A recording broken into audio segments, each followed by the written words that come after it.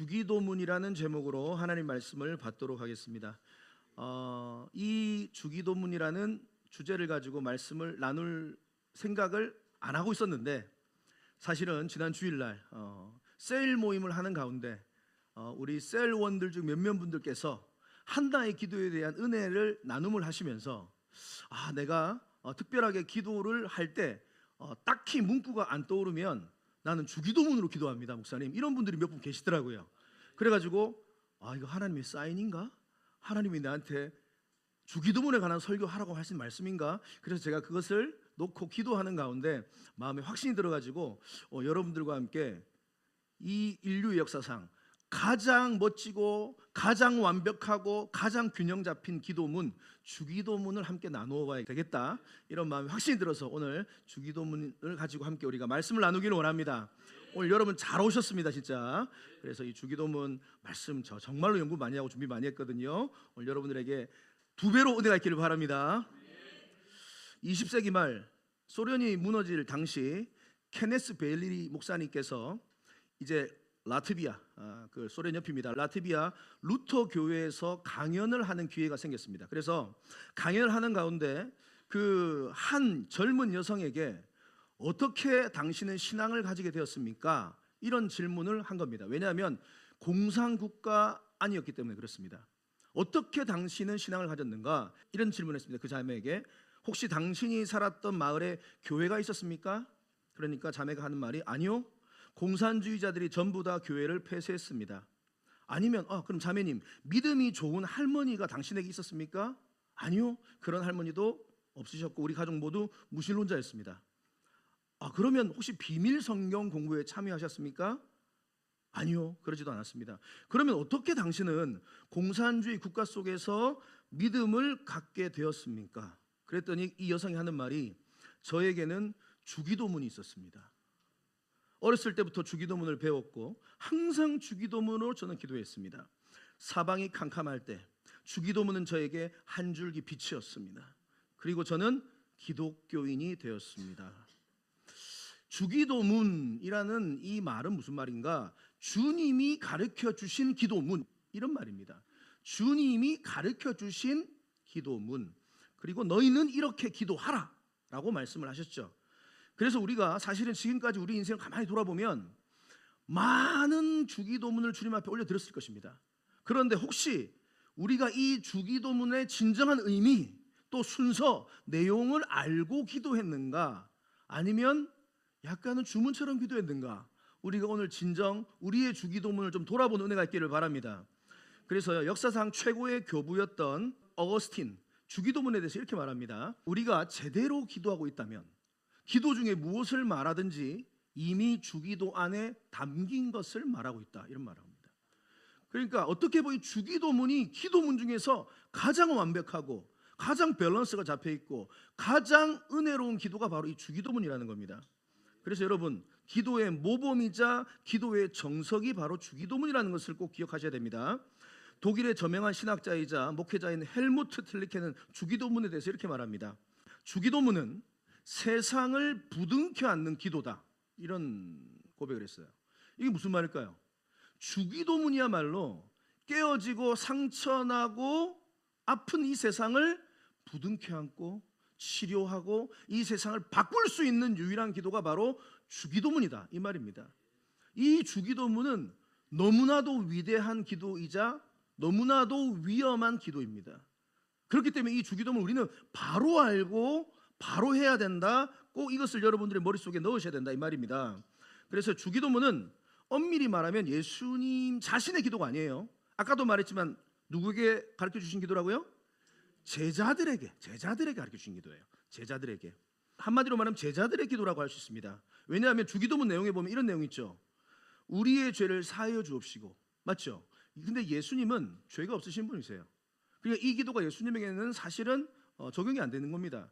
그렇기 때문에 제자들에게 주신 기도고, 다시 말하면 오늘날 저와 여러분들에게 주신 기도문이다, 이 말입니다. 그래서 여러분 오늘 나에게 주시는 기도문으로 이 말씀을 받으셔야 돼요. 원래라면 이 주기도문은 제자들이 예수님께서 기도를 하고 있는 모습을 보면서 너무 마음에 감동이 생기고 닮고 싶은 욕망이 생겨서 예수님께 달려와서 예수님 기도를 가르쳐 주세요 이렇게 한 거예요. 그래서 예수님께서 기도를 가르쳐 주신 내용이 바로 주기도문입니다. 그래서 그 주기도문을 가르쳐 주시는데 여러분 꼭 기억하세요. 그 주기도문을 다이렉트로 알려주신 게 아니라 그 정답을 알려주시기 전에 어떻게 기도를 하지 말아야 할지 오답을 먼저 알려주세요. 이것을 기억하셔야 돼요. 주기도문을 다이렉트로 말하지 않습니다. 어떻게 기도를 하지 말아야 될지를 경고하신 다음에 그 다음에 주기도문을 알려주세요. 자 보세요. 마태복음 6장 5절 말씀 한번 읽어볼까요? 자 시작. 또 너희는 기도할 때에 외식하는 자와 같이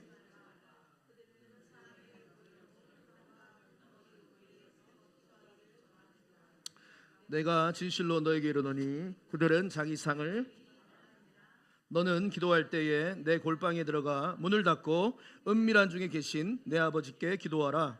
은밀한 중에 보시는 내 아버지께서 갚으시리라. 또 기도할 때에 이방인과 같이 중언부언하지 말라. 그들은 말을 많이 하여야 들으실 줄 생각하느니라. 그러므로 그들을 본받지 말라. 구하기 전에 너희에게 있어야 할 것을 하나님 너희 아버지께서 아시느니라. 크게 두 가지의 오답 노트를 말씀해 주시는데요. 앞부분 가보세요. 자 5절에 보면 너희는 기도할 때 뭐 하는 자와 같이 하지 말라? 외식하는 자와 같이 하지 말라. 이게 포인트예요.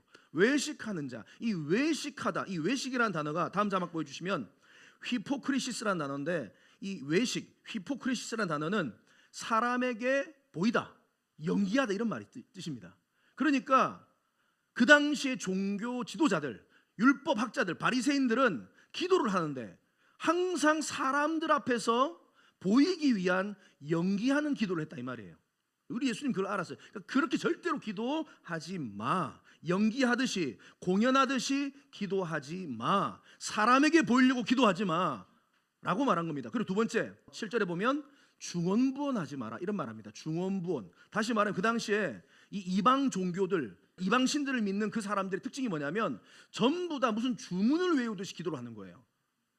ABCDEFG, ABCDEFG 계속해서 주문을 반복한다 이 말이에요. 그래야지 들으실 줄을 생각한다 이 말이에요. 그러니까 그거를 닮아가지고 하나님께도 그렇게 기도하는 사람들이 있는 거예요. 하나님을 믿는다고 하는 사람들이. 그래서 자신의 뜻을 이루기 위하여 신을 조종하는 주문과 같은 기도하지 마. 아무 생각 없이 기도하지 마. 지금 주님께서 두 가지를 오답 노트를 말씀하고 있는 겁니다. 그래서요 너희들이 기도할 때 사람에게 보이려고 하지 말고 철저히 하나님 앞에서 정직하고 진실되게 기도하기를 바란다. 이게 첫 번째고, 그 다음에 두 번째, 너희들 말을 너무 막 많이 하고 미사여구를 하지 말고 좀 한마디 한마디라도 마음을 담아서 주님 앞에 진심을 담아서 한 고백 한 고백 올려드리기를 바란다. 그렇게 말씀을 하신 겁니다. 그래서요 이런 겁니다. 마치 단어 하나하나를 진주처럼 조심히 올려서 문장이라는 황금실로 공교히 꿰어서 주님 앞에 올려드려라 이 말입니다. 그러니까 여러분들의 기도가 이런 기도가 먼저 선행되어야 될 줄 믿습니다. 그리고 나서 마태복음 6장 9절에 보면 너희는 이렇게 기도하라 라고 말하면서 주기도문을 쭉 말씀을 하시는 겁니다. 여기 보면 너희는 이렇게 기도하라 이렇게 말씀하시죠. 이 말이 가지고 있는 의미가 뭘까요? 기도는 배워야 된다 이 말이에요. 기도는요 우리 마음대로 하는 게 아니라 기도는 순서가 있고 내용이 있고 의미가 있어요. 그렇기 때문에 반드시 기도는 배워서 너희들이 해야 된다 이렇게 말씀하시는 겁니다. 그래서 주기도문을 한번 뼈대를 살펴보면 주기도문은 총 6개의 강구가 있습니다. 6개인데 두 파트로 나눌 수 있습니다. 자, 전반부의 세 강구는 무엇을 주님 앞에 강구한 내용인가? 하나님의 영광에 대한 강구예요. 하나님의 영광, 하나님의 이름이 높여지고 주님의 나라가 임하옵시며 주님의 뜻이 이루어지게 해 주시옵소서. 하나님의 영광에 관한 기도가 앞부분에 나옵니다. 그리고 후반부의 세 개가 뭐죠? 우리의 필요를 위한, 우리의 필요에 대한 간구입니다. 그렇기 때문에 우리의 일용할 양식을 주시고 우리에게 용서의 삶을 살아가게 하시고 또 우리의 삶 가운데 주님의 은혜가 필요합니다. 뭐 이런 내용들이 이제 나오는 거죠. 그래서 여러분 기억하십시오. 이 순서가 중요합니다. 하나님께서는 저와 여러분들의 필요를 너무나 잘 아시지만 순서상 최우선적으로 우리의 기도는 하나님의 영광을 위한 기도가 먼저가 되어야 될 줄 믿습니다. 그리고 나서 너의 필요를 구하라 이렇게 말한 거예요.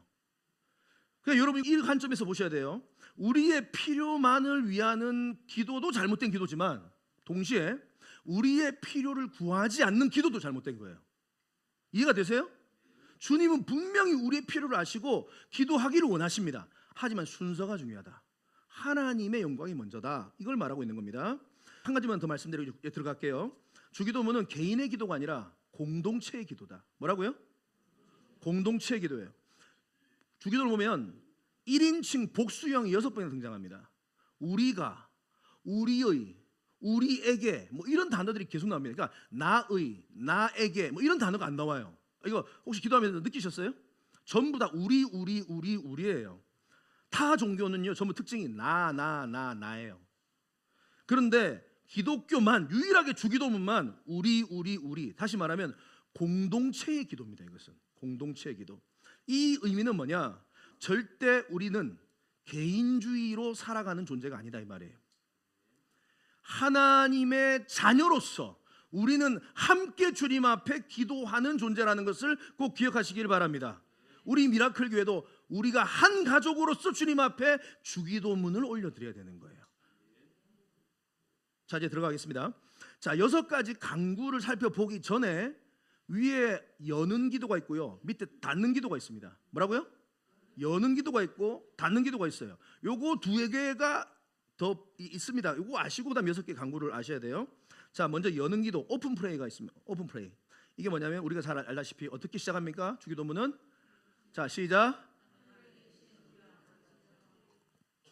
주문처럼 외우신 거 아니죠? 하늘에 계신 우리 아버지여. 이건 주기도문을 여는 기도예요. 기도의 시작이 이와 같아야 돼요. 우리는 하늘에 계신 우리 아버지로 기도를 하며 시작되는 겁니다. 여기서 하늘에 계시다, 하늘에 계시다, 이 말이 무슨 말이냐면 하늘은 인간들이 존재하는 이 땅과 정반대 개념입니다. 이 하늘은 근데 스카이, 저 하늘을 말하는 게 아니에요. 이 지구 밖, 아니 우주 밖에 있는 완전히 인간의 존재와는 차원이 다른 존재에 계시는 그 하나님을 부르는 개념이에요. 이해가 되십니까? 하나님은 우주를 창조하시고 지구를 창조하시고 인간을 만드신 창조주 하나님이십니다. 그래서 피조물인 우리가 창조주이신 하나님을 향하여서 우리는 주님의 도움이 필요합니다. 그 고백을 하면서 하늘에 계신 이 말을 고백을 해야 된다 이 말입니다. 여러분 이해되십니까? 그래서요, 완전한 초월성, 완전한 존엄성, 완전히 차원의 다른 곳에 계신 하나님, 그래서 그 주님은 내 기도를 다 들으시고 다 좋은 것으로 응답하시는 전능하신 하나님이야. 그 의미가 이 단어 안에 들어있다라는 것입니다. 자, 넘어가고 하늘에 계신 그 다음에 뭐예요? 우리 뭐요? 아버지요. 저기 아람어로 성경 원어를 보면 아빠 아버지 이렇게 나와 있습니다. 뭐라고요? 아빠 이게 혁명적 기도예요. 왜냐하면 당시의 종교 지도자들 또 유대인들 이런 모든 뭐 하나님 믿는다고 말하는 사람들은요, 하나님을 절대로 아버지라 부를 수 없어요. 왜? 하나님은 어떤 분이시냐? 무서우신 분이거든. 잘못하면 심판하고 잘못하면 죽여버리고 잘못하면 그냥 박살내는 그 무시무시한 하나님에 대한 개념이 있기 때문에 하나님이라는 야훼라는 글자를 써도 무서워가 쓸 수가 없어. 이 서기관들은 성경을 필사하다가 야훼 글자 나오잖아요. 그러면 한 번 가서 목욕 제기하고 와서 다시 야훼 써요. 그러다 또 하나님 나오고 또 목욕하고 와요. 하루 목욕도 10번 20번 더 해요. 이 사람들은 그만큼 하나님이라는 단어가 무서워요. 그런데 예수님께서 기도의 패러다임을 완전히 바꿨어요. 하나님 지금 뭐라 부르고 있는 거예요? 아빠라고 부르고 있어요. 아빠, 아버지 이렇게 말하고 있는 겁니다. 공간복음서 마태, 마가, 누가, 요한복음에 보면 예수님은 전부 다 하나님을 아빠, 아버지를 말합니다. 보셨어요? 아빠, 아버지. 단 한 번 예외가 있습니다. 언제인지 아세요? 그건 예수님께서 십자가에 못 박혀 돌아가실 때 나의 하나님, 나의 하나님 어찌하여 나를 버리셨나. 이때 딱 한 번 나의 하나님이라는 말을 써요. 그 외에는 전부 다 아바 아버지, 아빠 아버지 다 이렇게 쓰고 있어요. 마가복음 14장 36절에 보면 이르시되, 지금 겟셋마네 동산에서 잡히시는 밤이거든요. 기도할 때 아빠 아버지요 이런 단어. 아버지께서는 모든 것이 가능하오니 이 잔을 내게서 옮기시옵소서. 그러나 나의 원대로 마옵시고 아버지의 원대로 하옵소서 하시고, 그렇게 잡히시는 그 순간까지 하나님을 뭐라고 부르냐면 아빠, 아버지. 아빠, 아빠.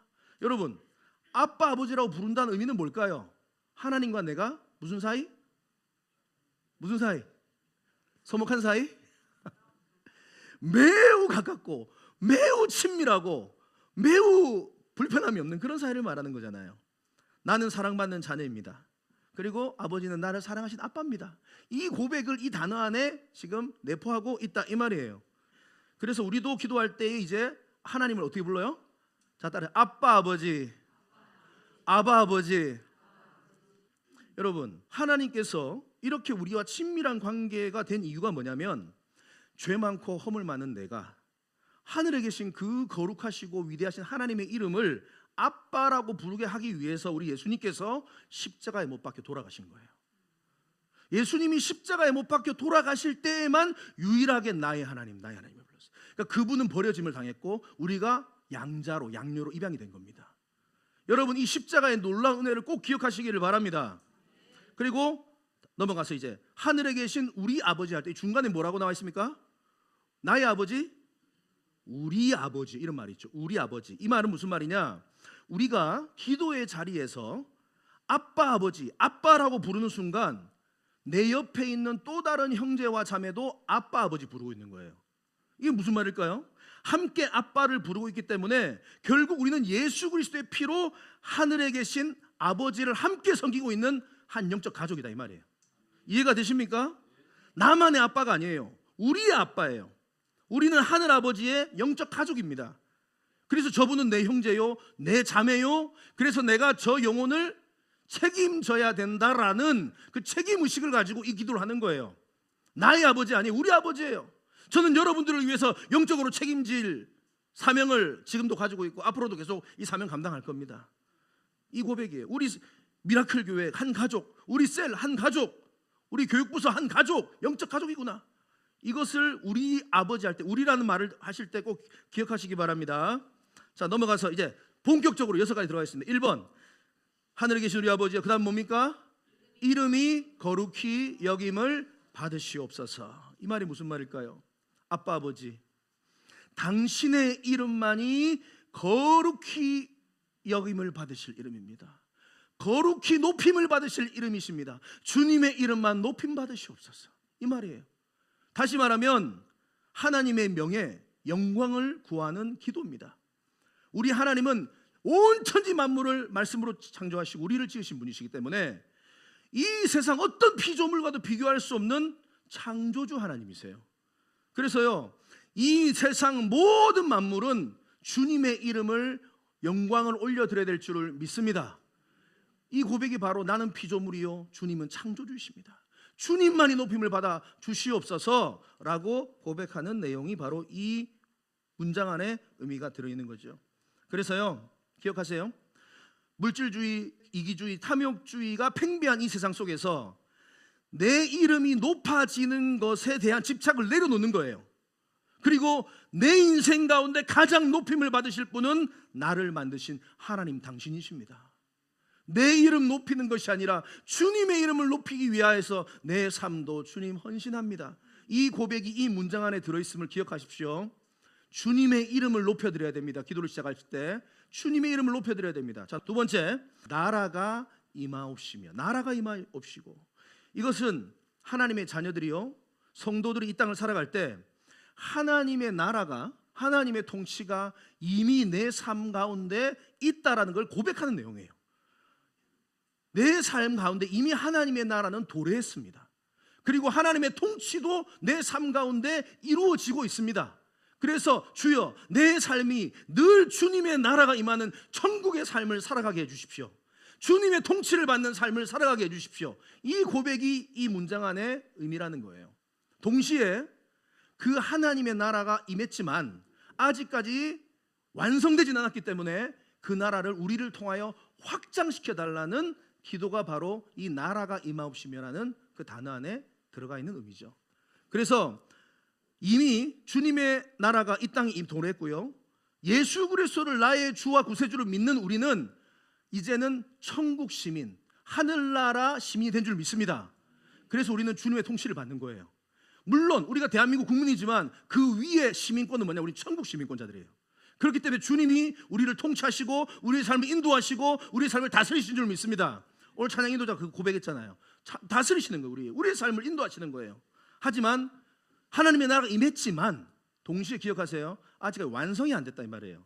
아직 우리는 그래서 이미와 아직 중간을 살아가는 성도입니다. 여러분, 이 고백이 어떤 신앙이냐? 바로 종말 신앙이에요. 다시 오실 주님을 기다리면서 하나님의 나라를 내 가정과 내 직장과 내 사회에서 확장시켜 나가야 되겠다. 그 삶을 살아가는 자들이 종말 신앙인들이고, 나라가 임하옵시며 이 고백 안에 들어가 있는 줄을 믿습니다. 자, 넘어갑니다. 나라가 임하옵시며 그 다음 뭐예요?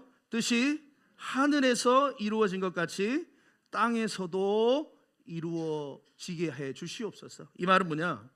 우리가 하나님의 자녀로 성도로 이 땅을 살아가는 자들은 우리의 삶의 목적이요, 내 뜻을 이루며 살아가기를 원하는 게 아니라 하나님의 뜻에만 초점을 맞추며 그 하나님의 뜻이 이 땅 가운데 내 삶 가운데 이루어지기를 소원하며 살아가기를 원하는 기도인 줄을 믿습니다.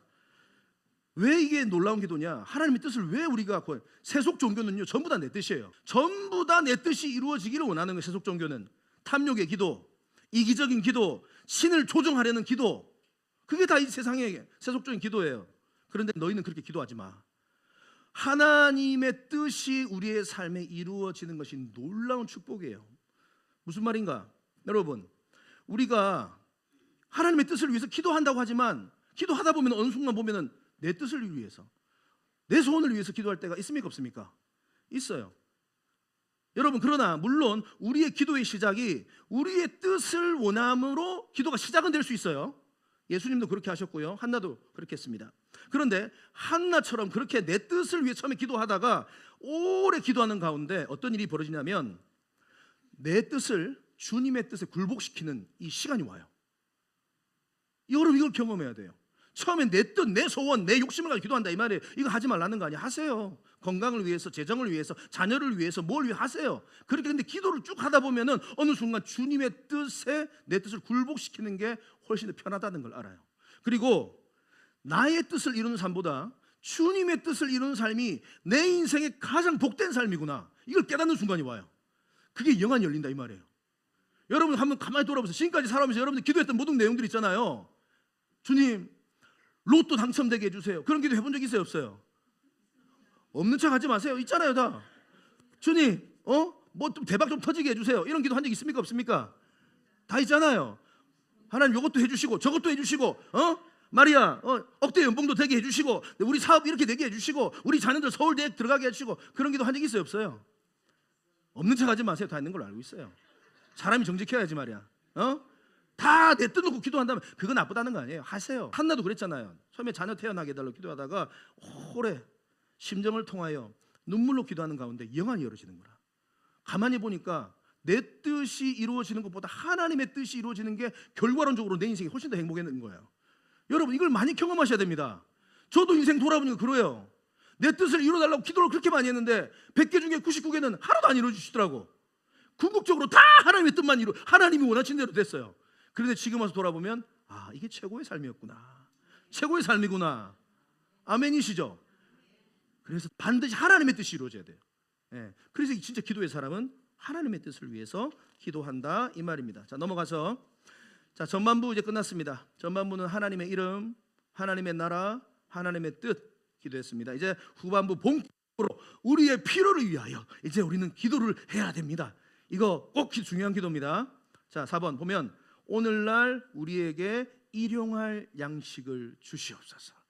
기가 막힌 기도입니다. 이건 부끄러운 기도가 아니에요. 탐욕적인 기도가 아니에요. 주님이 하라고 하셨어요. 일용할이라는 단어가 에피우시온이라는 헬라어 단어인데 이 단어의 뜻은 오늘 생존을 위한 이런 단어입니다. 케네스 벨리가 쓴 중동의 눈으로 본 예수라는 책에 보면 이 문구를 가장 멋지게 해석을 했더라고요. 오늘날 우리에게 일용할 양식을 주시옵고, 이 문구가 오늘 우리에게 꼭 필요한 양식을 주세요, 이 기도예요. 오늘 우리에게, 내일 말고 어제 말, 오늘 우리에게 꼭 필요한 양식을 주옵소서. 좀 더 확장시키면 오늘 우리에게 꼭 필요한 재정을 주시옵소서. 오늘 우리에게 꼭 필요한 건강을 주시옵소서. 오늘 우리에게 꼭 필요한 그 무엇을 주시옵소서. 오늘 우리의 데일리 브레드, 오늘이에요, 오늘. 그래서 어떻게 보면 이 기도는 매일 꼭 필요한 양식과 필요를 공급해 주시는 하나님의 은혜를 전적으로 난 신뢰합니다. 주님만이 나의 도움이십니다. 이 기도의 메시지가 이 문구 안에 들어있다 이 말이에요. 그래서 참 어떻게 보면 소박한 기도예요, 이 기도는. 왜냐하면 오늘날 대한민국이 너무 많은 복을 받았어. 그래가지고 이 기도가 잘 와닿지가 않아요. 여러분 요즘에 밥 못 먹어가지고 끼니를 어떻게 걸을까봐 걱정해가지고 그렇게 걱정하시는 분 한번 손 들어보세요. 예. 거의 없어요. 너무나도 풍족합니다. 먹고 살만합니다. 그래서 이 기도의 정신을 좀 잊어버렸는데, 여러분 우리 지독하게 한국 전쟁 당시 이후에 얼마나 찢어지게 가난하게 보릿고개, 그 당시에 쌀통에 쌀을 열어보면 아마 한 40년 전? 30년 전 쌀통에 이 뚜껑을 열었는데 쌀이 없어가지고 그때 절망감을 느끼신 분들 계시죠? 안 계셔요? 50년? 다들 우리 미라클 교회에서는 잘 사셨나? 쌀을 열었는데 쌀이 없어. 그래도 엄청 힘들었던 그런 마음들 있어요. 우리 자녀들에게 먹일 떼거리가 없어가지고 고민했던 그 부모님의 마음. 그런데 풍족해져가지고 뭐냐? 이런 기도 하지 말라, 그거 아니에요. 내 삶 가운데 우리 주님이 우리의 삶 가운데 복을 주셨어요. 풍요함을 주셨어요. 넉넉함을 주셨어요. 근데 이거 의지하지 말고, 너 통장 잔고 의지하지 말고, 물질 의지하지 말고, 매일 주님 앞에 나와 겸손하게 주님의 은혜를 구하며 일용할 양식, 일용할 필요들을 꼭 구하라 이 말이에요.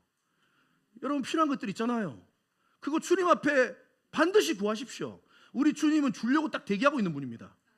여러분 필요한 재정이 있잖아요. 필요한 건강이 있잖아요. 필요한 기도의 제목들이 있잖아요. 그거를 매일 데일리 브레드예요. 이거는 매일이에요. 매일 주님께 이 기도 올려드리시기를 바랍니다.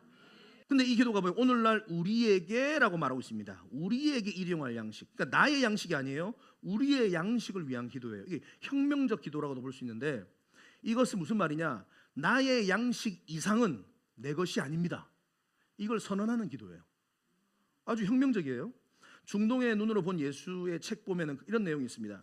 테레사 수녀님 얘기가 나오는데, 테레사 수녀님이 인도 캘커타에서 경험했던 일화가 있습니다. 무슨 내용이냐면, 테레사 수녀님이 쓴 내용인데, 나는 쌀을 챙겨 8아이가 딸린 집에 갔다. 도움을 주러 간 거예요. 8아이의 얼굴에는 배고픈 기색이 역력했다. 그 집 엄마는 내 손에서 쌀을 받자마자 둘로 나눈 후에 급하게 밖으로 나갔다. 그녀가 돌아오자 나는 어디 갔다 왔느냐고 물었다. 엄마가 짧게 말했다. 그들도 배가 고파요. 그녀가 말한 그들은 이웃집 식구였다.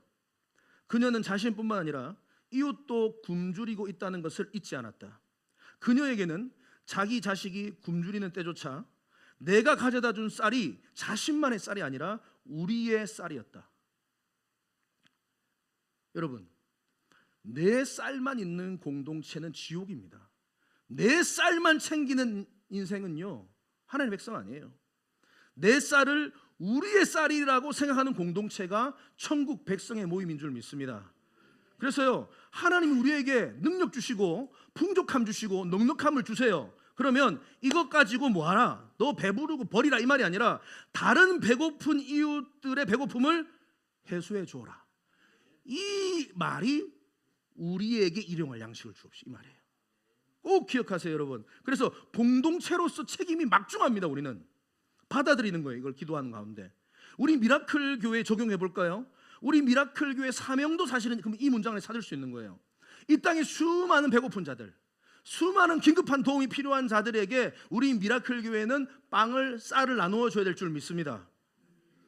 특별히 하나 더, 우리 미라클 교회 안에도 양식이 떨어지신 분들 반드시 만약에 있다면 말씀해 주세요. 저한테 따로 말, 셀장님이 따로 비밀스럽게 사역자한테 말하든가 해서 도움을 우리 교회가 드릴 겁니다. 진짜예요. 명지 땅, 부산 땅, 우리 대한민국 가운데, 열방 가운데 우리 미라클 교회가 이렇게 나의 쌀이 아니라 우리의 쌀로 풍성하게 나누는 교회가 되기를 주님의 이름으로 축복합니다. 자, 다섯 번째, 우리의 일용할 양식을 구했고, 그 다음에 우리의 필요 중에 두 번째는 뭐냐면, 같이 읽겠습니다. 시작. 우리가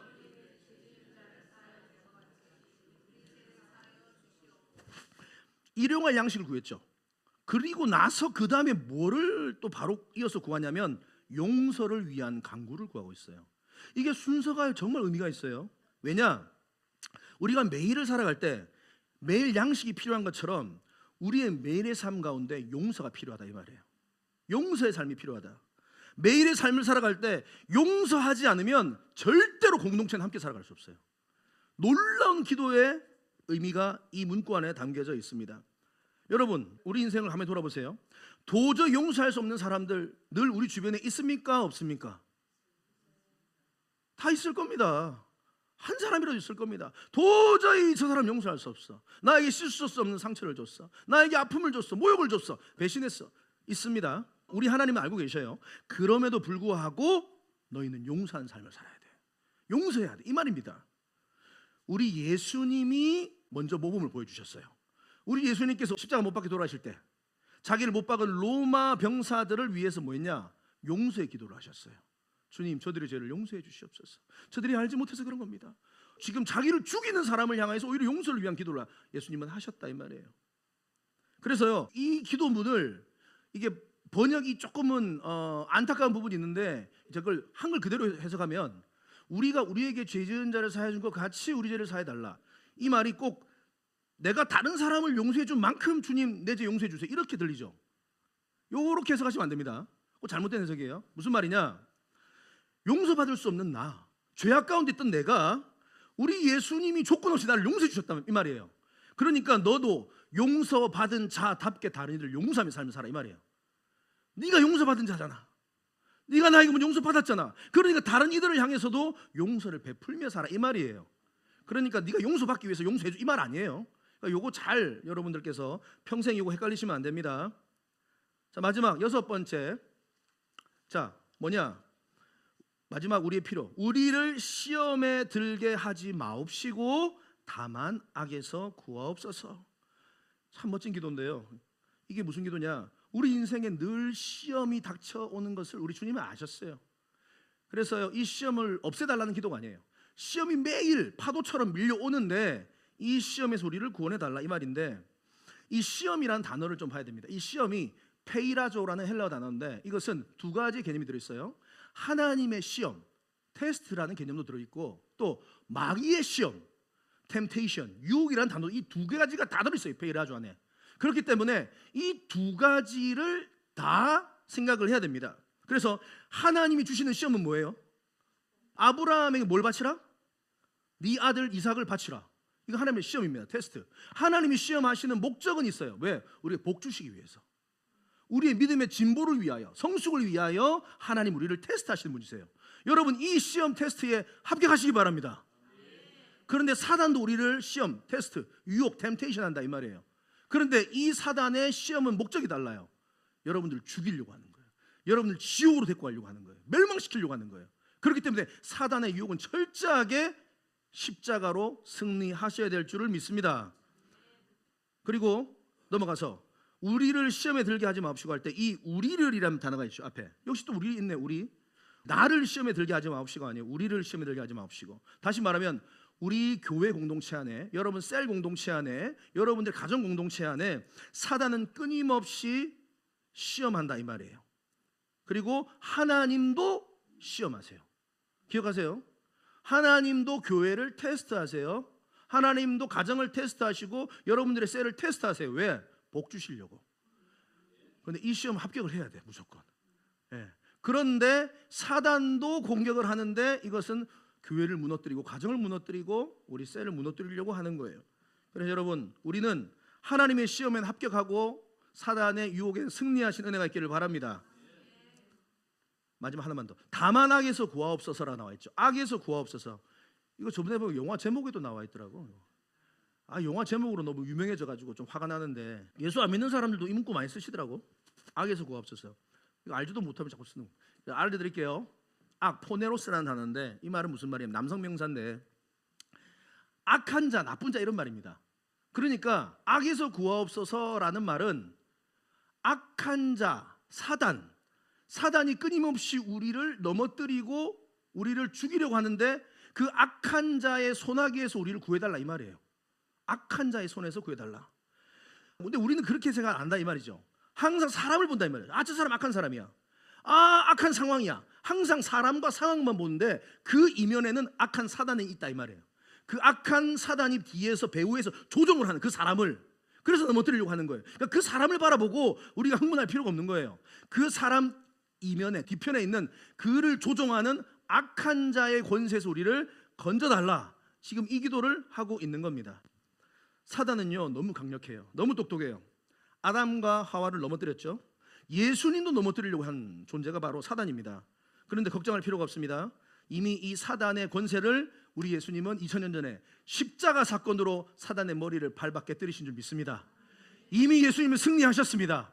그래서 말씀과 기도를 강조하는 거예요. 말씀과 기도로 우리가 매일 거룩 운동에 성공하면은요, 여러분들은 예수 그리스도와 함께 승리의 삶을 살아가는 거예요. 아시겠습니까? 어떤 고난이 와도, 어떤 어려움이 와도, 어떤 환난이 와도 내가 원망하고 불평하고 있고 주님을 떠나는 것이 아니라 주님께 붙어 있어서 승리한 인생이 될 줄을 믿습니다. 자, 이제 닫습니다. 주기도문을 닫는 기도입니다. 자, 마지막입니다. Close pray. 같이 읽겠습니다. 시작. 나라와 권세와 영광이 아버지께 영원히 있사옵나이다. 역사상 오고 오는 모든 역사, 인류 역사 가운데 모든 나라, 모든 권세, 모든 영광은 어떠한 한 인간의 것이 아니라 모두, 그리고 영원히 하나님 아버지 것입니다. 주님만 영광 받아 주시옵소서. 아멘. 말씀을 마치겠습니다. 여러분, 주기도문은 우리 주님이 우리에게 가르쳐 주신 기도입니다. 매우 위대한 기도이면서 동시에 위험한 기도입니다. 이 위대하면서도 위험한 기도를 우리가 함께 주님 앞에 올려드려야 될 줄을 믿습니다. 항상 기도하실 때 먼저 기억하세요. 하나님의 영광, 하나님의 이름, 하나님의 나라, 하나님의 뜻을 위해서 먼저 기도하시고, 그 다음에 우리의 필요입니다. 우리의 일용할 양식을, 이러한 간구를 하시고, 용서의 삶을 위하여 기도하시고, 마지막 모든 사단의 세력에서 우리를 건져 주시옵소서. 기도하시는 은혜가 있기를 바랍니다.